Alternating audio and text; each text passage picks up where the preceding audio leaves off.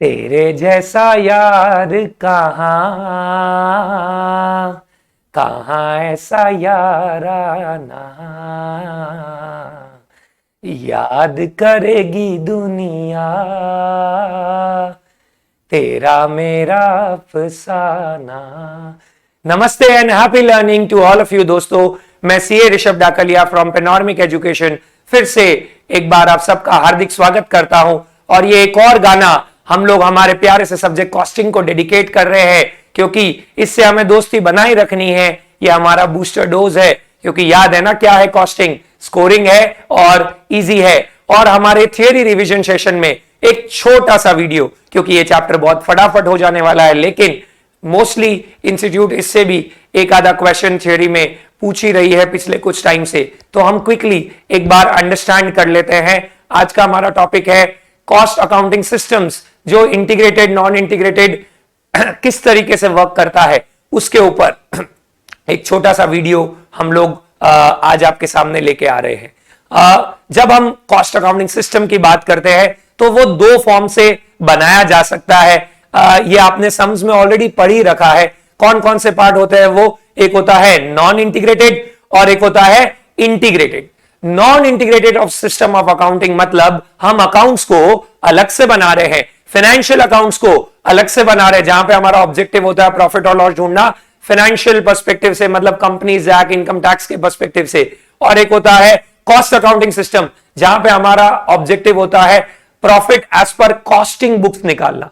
तो non integrated set of books में हम दो अलग अलग सेट ऑफ बुक्स बना रहे हैं, और क्योंकि दो अलग अलग सेट ऑफ बुक्स बना रहे हैं, फाइनेंस वाली बुक्स में हमें सबसे लेना देना है, किससे कितना पैसा लेना है, किसको कितना पैसा देना है, वो सब ध्यान में रखना है। जबकि कॉस्ट वाली बुक्स में हमें सिर्फ यही ध्यान में रखना है कि हमारा जो प्रोडक्ट है उसकी कॉस्टिंग कितनी हुई, अंडर एब्जॉर्प्शन ओवर एब्जॉर्प्शन तो नहीं हो रहा है ना। इसीलिए जब हम फाइनेंस और कॉस्टिंग दोनों को नॉन इंटीग्रेटेड रख रहे हैं, मतलब कंबाइन नहीं कर रहे हैं, तो हम लोगों को एक और एडिशनल स्टेटमेंट बनाना पड़ता है जिसका नाम है रिकंसिलिएशन स्टेटमेंट। और जब हम integrated set of books of accounts बनाते हैं तो integrated set of books of accounts में हमारा कॉस्टिंग और अकाउंट्स दोनों कंबाइन होके ही बन जाता है। ये छोटा सा चैप्टर है, इससे बहुत कुछ छोटे से थियरी क्वेश्चंस है। एक बार हम लोग क्विकली वो रिव्यू कर लेते हैं कि नॉन इंटीग्रेटेड तो जैसे मैंने आपको ऑलरेडी बता दिया, इंटीग्रेटेड ऑलरेडी बता दिया, बट रिकंसिलिएशन करने की बारी कब आती है, इंटीग्रेटेड बनाने के फायदे क्या होते हैं, और सिंगल प्लान और पार्शियल प्लान ऐसे कुछ प्लान्स है जिसके थ्रू हमारे जो वेरिएंसेस आते हैं उसका डिस्पोजल कैसे होता है, उसके बारे में एक जानकारी आपको मिल जाए। हम यहां पे मॉड्यूल को ही बेस रख रहे हैं और उसके बेसिस पे अगर हम देखेंगे तो कुछ कुछ टॉपिक्स जो मॉड्यूल में कवर्ड है वो मैं क्विकली आपको बस स्क्रॉल करवा रहा हूं। लाइक नॉन इंटीग्रेटेड मैंने ऑलरेडी चर्चा कर ली है। नॉन इंटीग्रेटेड मतलब कॉस्टिंग अलग, फाइनेंस अलग। फाइनेंस में हम लोग जो हमारा normal trading PNL balance sheet या फिर स्टेटमेंट ऑफ पीएनएल प्रेजेंट करेंगे, बैलेंस शीट प्रेजेंट करेंगे। कॉस्टिंग में हम लोग बहुत सारे डिफरेंट लेजर्स बनाते हैं और उसके थ्रू बेसिस रखते हैं। वो आपने सब में सब अच्छे से कवर कर रखा है। जैसे मटेरियल्स को हम लोग डब्ल्यूआईपी में लेके जाते हैं, वेजेस को डब्ल्यूआईपी में लेके जाते हैं। डब्ल्यूआईपी में एक और चीज आती है मैन्युफैक्चरिंग ओवरहेड्स, वहां से चीज फिनिश गुड्स में जाती है। फिनिश गुड्स में हम लोग और ओवरहेड्स डिस्पोज करते हैं। इस तरीके से वो पूरा सिस्टम आपके दिमाग में ऑलरेडी सेट होगा। फिलहाल मैं आपको लेके जाता हूं एक और थियरी क्वेश्चन पे जिसका नाम है इंटीग्रेटेड सिस्टम। और उस इंटीग्रेटेड सिस्टम में क्या हमें एक्चुअल में फायदे होते हैं या नहीं होते हैं अगर वो हम बना रहे हैं या प्रेजेंट कर रहे हैं। तो इंटीग्रेटेड सेट ऑफ सिस्टम, जैसा कि मैंने आपको कहा already, what is it? It is the name given to the system of accounting whereby cost and financial accounts are kept in the same set of book. और क्योंकि वो same set of book में है, इसीलिए हमारे लिए क्या पता थोड़ी आसानी हो जाती है। क्या आसानी होती है? हमने अभी देखा था पहले कि जब हम नॉन इंटीग्रेटेड बनाएंगे तो हम लोगों को एक रिकंसिलिएशन स्टेटमेंट बनाना पड़ता है, जहां पे हम फाइनेंस से कॉस्टिंग के प्रॉफिट पे जाएंगे या फिर कॉस्टिंग से फाइनेंस के प्रॉफिट पे जाएंगे। क्योंकि कुछ ऐसी चीजें होती है जो कि हम लोग फाइनेंस में लेते हैं, जैसे कि डिविडेंड रिसीव, और कॉस्टिंग में नहीं लेते हैं। कुछ ऐसी चीजें होती है जो हम कॉस्टिंग में लेते हैं, कुछ नोशनल कॉस्ट जो हम फाइनेंस में नहीं लेते हैं। तो whenever we are preparing non integrated set of books, हमें एक रिकंसिलिएशन स्टेटमेंट की नीड आती है। जबकि अगर हम इंटीग्रेटेड सेट ऑफ बुक्स बना रहे हैं तो उसमें सबसे पहला फायदा हमें यही होगा, there will be absolute no need of reconciliation. और क्योंकि रिकंसिलिएशन की नीड नहीं है तो एक तो वहां पे टाइम बचेगा, प्लस क्योंकि हम सेम सेट ऑफ बुक्स में बना रहे हैं तो काफी एंट्रीज कॉमन हो जाएगी, तो हमारा एफर्ट कम लगेगा, टाइम कम लगेगा, और इसीलिए ये हमारे लिए एक इकोनॉमिक प्रोसेस भी बन जाएगा। व्हाई? बिकॉज सस्ता काम हो जाएगा, दैट इज व्हाई। लेकिन उसके लिए हम लोगों को कुछ एसेंशियल प्री रिक्वाइजिट्स चाहिए, ये भी एग्जाम में बन सकता है। So what are essential prerequisites? सबसे पहले तो मैनेजमेंट का इंटेंशन होना चाहिए कि कितने हद तक वो इंटीग्रेट करने वाला है। So it will be the management decision about the extent of integration of the two sets.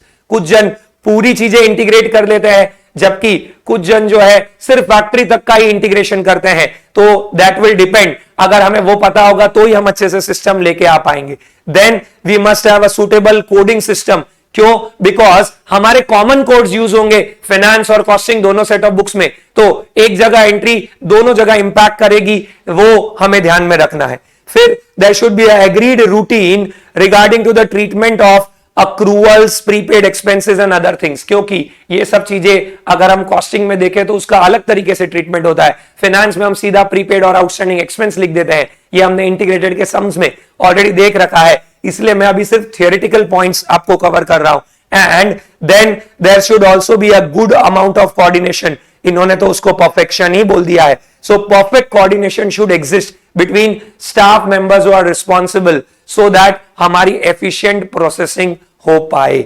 और इसीलिए बेसिकली हमारा जो इंटीग्रेटेड सेट ऑफ सिस्टम है उसमें थोड़ी टेक्निकलिटीज हमें प्री हैंड डिसाइड करनी पड़ेगी, लेकिन अगर हमने प्री हैंड डिसाइड कर लिया तो हमारे लिए थोड़ा इजियर पार्ट हो जाएगा। क्योंकि अगर आपको याद हो तो नॉन इंटीग्रेटेड में हम सारे रियल और पर्सनल अकाउंट्स को एक कॉमन फॉर्म में लिखते थे, which is CLC, that is cost ledger control account, या GLA part, that is general ledger adjustment account. लेकिन यहां पे हम लोगों को उसको बाइफरकेट करके अलग अलग पार्ट में बांटना पड़ेगा। इसीलिए जितना बेटर कोऑर्डिनेशन और पहले से मैनेजमेंट का कन्विक्शन होगा उतना ये पार्ट बेटर हो पाएगा। बस इतना ही है इंटीग्रेटेड के प्री रिक्विजिट्स में। अगर हम और आगे बढ़े तो नेक्स्ट पार्ट जो आता है हमारा, दैट इज रिगार्डिंग रिकॉन्सिलिएशन, कि हमें एग्जैक्ट रिकॉन्सिलिएशन कब करने की बारी आनी चाहिए और क्या चीजें ध्यान में रखनी चाहिए, या क्या ऐसी चीजें हैं जो डिफरेंस कॉज करती है। ये थियोरेटिकल क्वेश्चन भी बन सकता है, सम तो इस पे आ ही सकता है।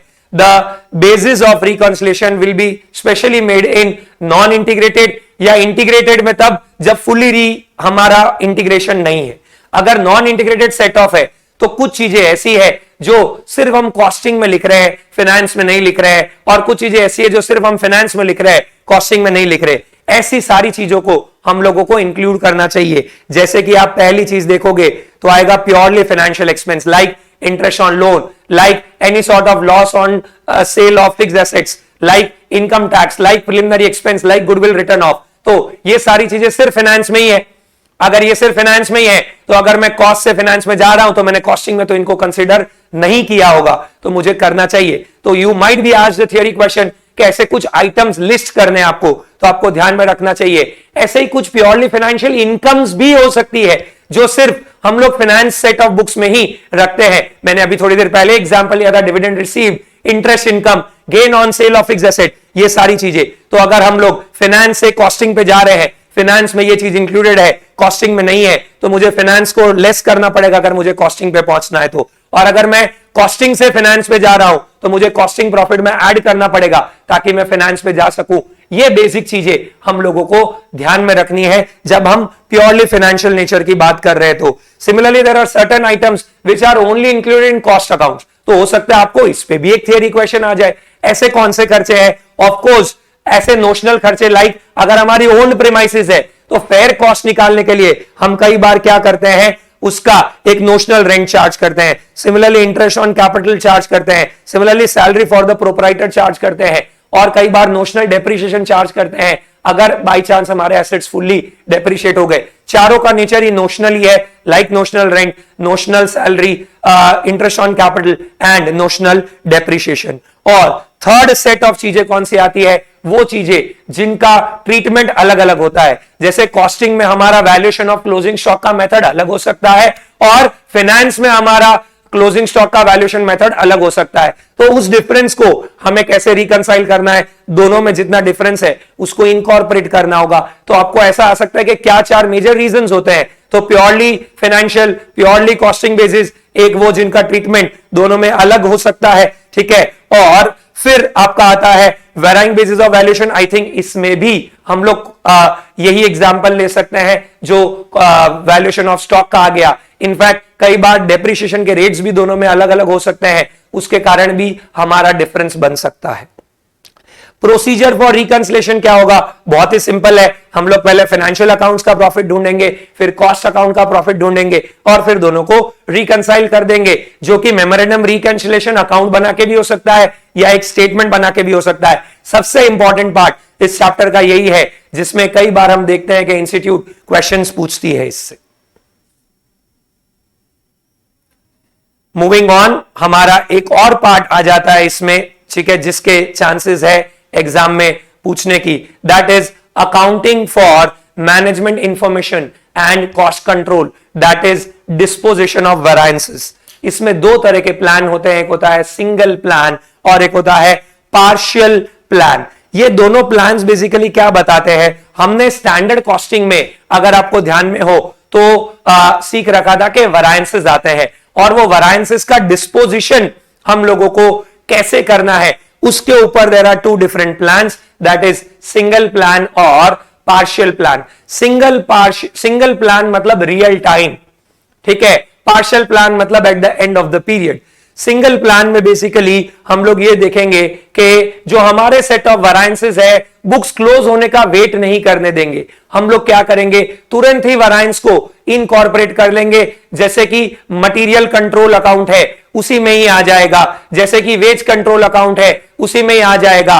हो सकता है हमारा यूजेज वेरायंस आया हो सकता है हमारा प्राइस वेरायंस आया हो, हम तुरंत ही उसको पिक्चर में इनकॉर्पोरेट कर लेंगे। जैसे कि आप देख रहे हो material control account debit, material price variance account debit, ये कब होगा, जब हमारा प्राइस हमने स्टैंडर्ड सोचा था उससे ज्यादा लगा है, टू सीएलसी या क्रेडिटर्स डिपेंडिंग ऑन हमारा इंटीग्रेटेड सेट है कि नॉन इंटीग्रेटेड, और अगर कम लगा है तो हमने प्राइस वेरायंस को क्या कर दिया, credit. So basically single plan में अगर आप देखोगे तो it is on real time basis. इसीलिए देखो आपको क्या लिखा हुआ है, material price variances are recorded at the time of receipt of material, material quantity variances are recorded as far as possible when excess materials are used, मतलब real time basis पे। That is your single plan. You can there can be a question on the exam day about single plan और partial plan का difference. So single plan ये हुआ कि अगर हमारा कुछ excess लग रहा है या कम लग रहा है, प्राइस से रिलेटेड मटेरियल या वेजेस से रिलेटेड या फिर यूजेज से रिलेटेड, तो अगर हम लोग उसको on basis of real time, मतलब जब वो लागू हो रहा है, जब हम एंट्री कर रहे हैं तभी हम रिकॉर्ड कर देंगे, तो that is termed as single plan. इससे होगा क्या, इससे ये होगा कि हमारा जो WIP है उसमें स्टैंडर्ड कॉस्ट ही रिकॉर्ड हो रहा है। जबकि पार्शियल प्लान में क्या हो रहा है, पार्शियल प्लान में क्या होगा, हम एक टाइम पीरियड खत्म होने के बाद वेरायंसेस को एनालाइज करेंगे। तो पार्शियल प्लान में हम WIP अकाउंट में हमारा जो एक्चुअल कॉस्ट है वो डेबिट कर देंगे और क्रेडिट किससे करेंगे, स्टैंडर्ड कॉस्ट से। तो एक्चुअल कॉस्ट ज्यादा है, स्टैंडर्ड कॉस्ट कम है, तो डिफरेंस WIP अकाउंट में वेरायंस आएगा। तो हमें कब पता चलेगा, eight the end of the respective period. जबकि सिंगल प्लान में हमने उसको क्या कर दिया, on real time basis he record कर दिया था। सो एक छोटा सा पार्ट है ये about methods of disposition of variances, जो कि कनेक्ट करता है स्टैंडर्ड कॉस्टिंग को और इस नॉन इंटीग्रेटेड इंटीग्रेटेड चैप्टर को।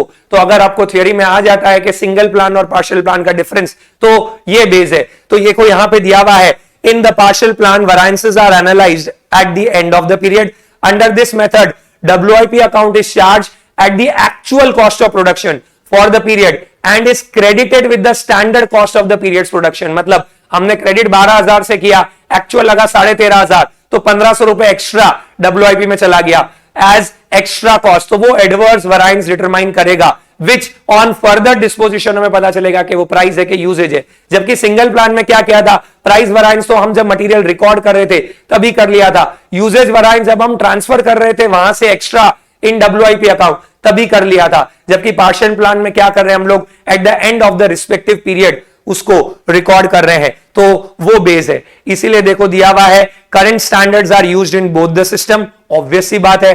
पार्शियल प्लान में material stocks are carried at actual cost, where same are carried out at standard cost under the single plan. क्यों? क्योंकि हमने उस अकाउंट में ही एक्चुअल वैरिएंस रिकॉर्ड कर लिया था, मटेरियल कंट्रोल अकाउंट में ही, तो अपने आप हमारा डेबिट ही स्टैंडर्ड कॉस्ट से हुआ है, जबकि अंडर पार्शियल प्लान वो वहां पे एक्चुअल हुआ था, हमने एक्चुअल से WIP अकाउंट में एक्चुअल ट्रांसफर किया था। इसीलिए पार्शियल प्लान में जो हमारा कॉस्ट है मटेरियल अकाउंट में, वो जो रॉ मटेरियल का बैलेंस है वो किस पे बेस्ड होगा, that will be based on the actual cost. The work in process and finish goods are valued at standard cost under both the methods, obvious सी बात है, क्योंकि WIP हमने क्रेडिट किससे किया, पार्शियल प्लान में हमारे स्टैंडर्ड कॉस्ट से, जबकि सिंगल प्लान में तो आया ही स्टैंडर्ड कॉस्ट था, तो कोई फर्क ही नहीं पड़ा उसमें, तो वो हमें ध्यान में रखना है। एंड नेक्स्ट आ जाता है आपका कंप्यूटेशन ऑफ वैरिएंसेस। तो material price variance in partial plan is computed on material used in finished goods and WIP, whereas in single plan it is computed on material quantity purchased। ये difference आपको sums याद आ गए होंगे standard costing के, एक था MPV, एक है MPPV। जी हां, वही पार्ट है। तो जब हम सिंगल प्लान फॉलो कर रहे हैं तो बाय डिफॉल्ट वो क्या हो गया, MPPV, material purchase price variance, where partial plan मतलब हम लोग MPV वाला पार्ट कर रहे हैं। एंड इसी बेसिस पे हम लोगों को एक प्रॉपर एनालिसिस मिल पाएगा on the basis of single and partial plan. तो देखो बोला हुआ है single plan, partial plan is suitable when simple analysis of variance is sufficient. Simple analysis मतलब at the end of the period करेंगे तो भी चलेगा, जबकि जब बहुत डायनामिक चीजें हो रही है, हमें रियल टाइम अपडेट चाहिए, क्योंकि थोड़े टाइम में भी वैरिएंस नहीं आया तो हो सकता है सिग्निफिकेंट इंपैक्ट पड़ सकता है हमारी प्रॉफिटेबिलिटी पे, तो हम कौन से प्लान पे शिफ्ट होंगे, सिंगल प्लान पे। सो ये आपके कुछ क्वेश्चंस थे about integrated and non integrated system of accounting. Non integrated system of accounting क्या होता है, इंटीग्रेटेड सिस्टम ऑफ अकाउंटिंग क्या होता है, उसके क्या कैरेक्टरिस्टिक्स होते हैं वो हमें ध्यान में रखना है, क्या फायदे हो गए और क्या बेसिक रिक्वायरमेंट्स है वो हमें ध्यान में रखना है, रिकंसिलिएशन कैसे होता है, और सिंगल एंड पार्शियल प्लान क्या होता है और उनका बेसिक डिफरेंस। हो सकता है आपको एग्जाम में जर्नल एंट्री का क्वेश्चन आ जाए regarding disposition of variance on the basis of single और पार्शियल। आई होप आपको क्लियर है, जब आप सिंगल प्लान की जर्नल एंट्री कर रहे हैं तो तुरंत ही आप वैरिएंसेस को रिकॉर्ड कर लेंगे, जबकि आप पार्शियल प्लान की कर रहे हैं तो आप WIP में लेके जाएंगे एक्चुअल कॉस्ट को, और वहां से आपका मटेरियल का जर्नल एंट्री, आपका वैरिएंस का जर्नल एंट्री बनेगा। So that's it from this chapter. छोटा सा चैप्टर है, रिकंसिलिएशन के प्रैक्टिकल क्वेश्चंस आ सकते हैं या फिर ये थियरी क्वेश्चंस बन सकते हैं। आई होप आपकी तैयारी बराबर चल रही है, इसी तरीके से पढ़ते रहिए, मुस्कुराते रहिए। Thank you very much.